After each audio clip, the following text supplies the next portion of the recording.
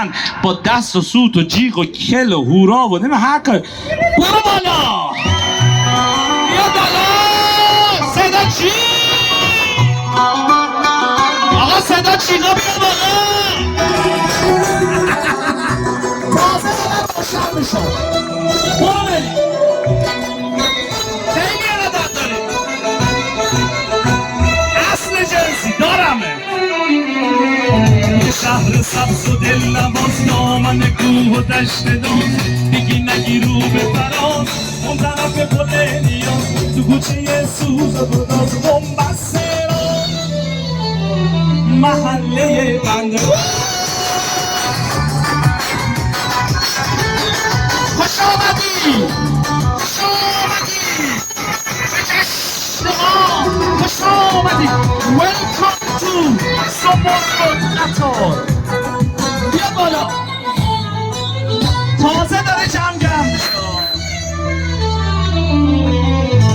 آی قبیل خدا تو عاشقه، دام عاشقی شقایقه، سلامت را نواز حقایقه، راز عاشقان ساده توی دریای خون قایقه، بومبسته را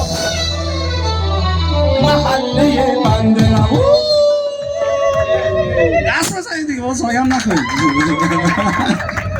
بله ما امشب به دعوت یک محله بنده نواز به معنای واقعی کلمه در جمع مهمانهای گل قطار زمرد هستیم.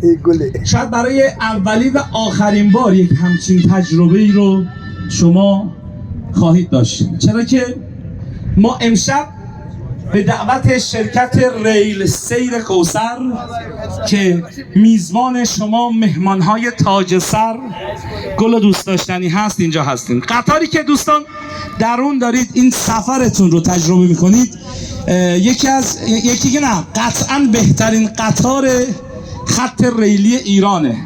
قطار 5 ستاره‌ای که خدمات بسیار ویژه‌ای رو تقدیم حضورتون میکنه.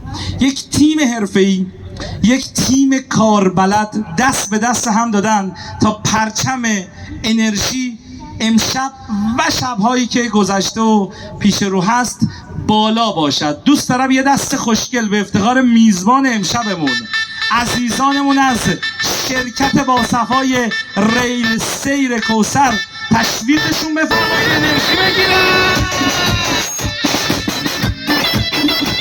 بختیاری دارید؟